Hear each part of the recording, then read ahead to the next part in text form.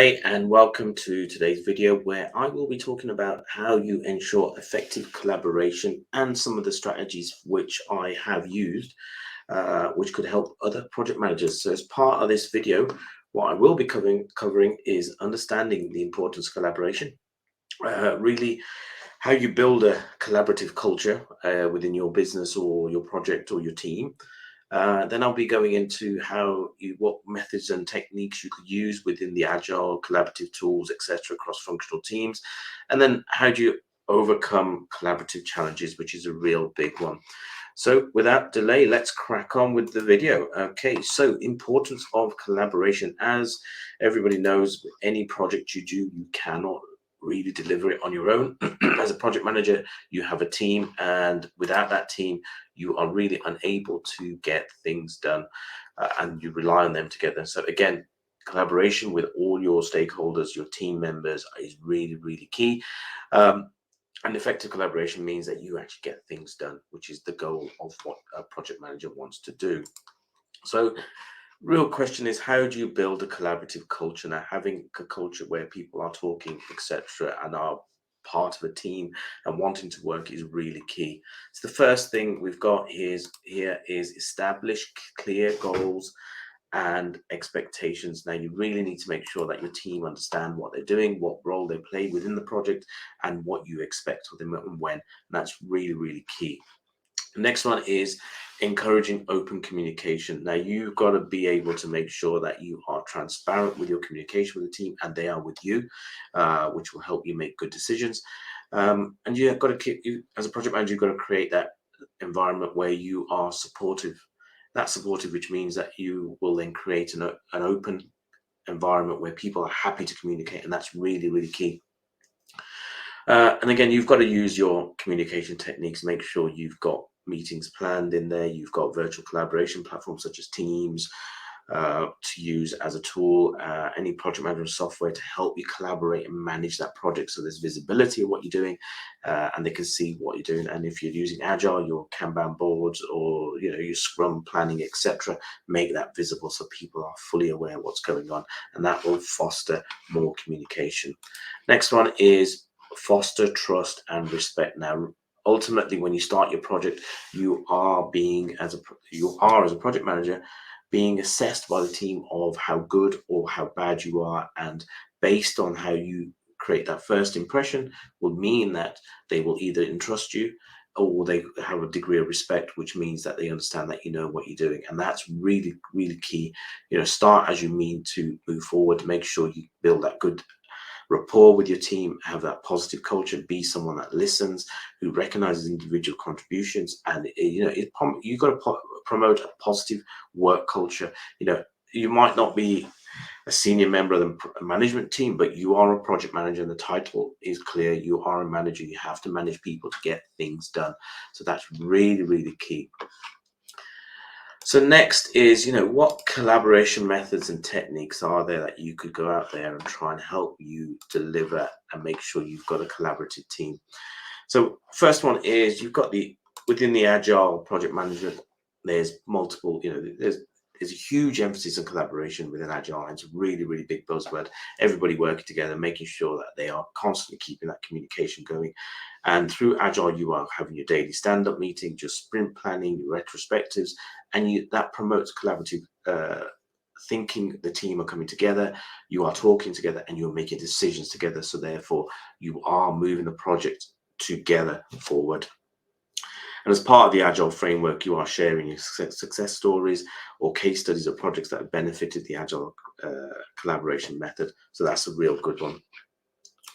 Next one is, what collaborative tools and technologies are there? Now, there's a huge amount of things out there now. So, that if anybody says, oh, you didn't tell me or didn't communicate, is pretty much a lame excuse, because you have email, you have Teams, you have electronic platforms, you have MS Project, you have Jira, you have I can't think of the word which one, but you've got multiple platforms out there which you can use. You've got the AWS Kanban board, you've got the Azure Kanban technology. So there's a huge amount of information. You've got collaborative tools within Teams that you could share. You've got God, there's CRM systems out there that you can use to do your communication. Trello is a good one, but again, there are so many tools out there that you can use to make sure the communication is there. You can use the old traditional one, which is email, and do your reports, or you can use your Kanban boards, or you can use highlight reports, whatever that may be. But make sure you are sending communications out regular, and keeping the team informed of where you're going, and using the tools to your best ability. I will go into another video with more tools in more detail, but this is really brief at the moment. Next one is cross-functional collaboration. Now, this is really key.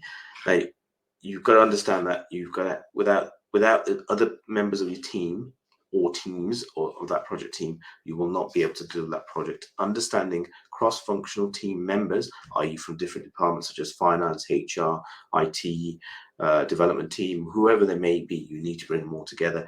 Business process, you've got to bring the accountants, lawyers in, whatever they may be, you've got to bring them all in, make sure you are driving the project in the right way.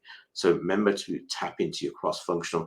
Having that collaboration with them, again, brings the team together and provides a good method to make sure that your project's going in the right direction. Now, with any project, you are going to have lots of challenges, and how do you overcome these challenges is a big one. The first one is managing conflict. Now, with any project, you will always have conflict, always have disagreement. It's how you manage it that will make sure that you get the team on side. So a couple of tips from my side, share conflict resolution techniques. So some of these are with your team. When you had an issue, share how you resolved it, share how you've done it. Make sure you are listening, you are mediating, and you compromise. You're having this is the way we do it, and that's the only way we're going to do it. It's really going to be the wrong way of doing it. Make sure you understand and talk to the people around you, and you bring the right people in, and that way you can then make sure that you've got the right information to make the right decision. And if you make a decision that's combined, will really help you move the project forward. Again, assess your risks, understand what potential impact that has. Next one is virtual collaboration. So, there are nowadays, with lots of remote working, you've got to collaborate with teams all over the world. And I've worked in projects where you've had people in Australia, which is a massive time difference, of people in Europe, USA, and that you've got to use virtual collaboration tools now, such as Teams. It's really good. Email is a good function, but can misintruded. Face-to-face communication, in my opinion, is the best one. If you use Teams or any methods, Zoom, whatever you may use as part of your corporation or your business, that is what you should use to make sure the comms are there. Follow that up with emails. Follow that with online tools that anybody can access at any time for any time zone. So your sprint planning, you can share that, saying, okay, we've got the sprint plan. Your Kanban boards, they're all virtual boards, so they can be accessed at any time. Make sure that you are sharing that information with your teams. Again, as part of your virtual collaboration, if they are distant, have your regular check-ins. Make sure your communication is clear, and use the technology to that is available to you. So in summary, collaboration is really, really key. Make sure that you understand who your stakeholders are, get them involved, make sure you've got clear goals and expectations of the team. Encourage open communication. I can't emphasize this much. And really foster trust and respect. You will get a lot more done if people respect who you are and what you do. Use any tools to your disposal, Teams, Kanban boards, Trello, whatever you may have. Use that to its maximum ability, and you will find 99% of the time you don't know how to use a tool 100% effectively. Use YouTube, etc., to get that done. Make sure you are, cross-functional teams are constantly involved, getting them. And finally, you've got to manage the team, whether they're virtual, managing conflicts, whatever they are. You make sure you manage that team and keep and overcome challenges as they come, and tackle them head on. Don't let it foster. I hope that was helpful. I will go into more detail in other videos on certain areas of this, but thank you for listening today.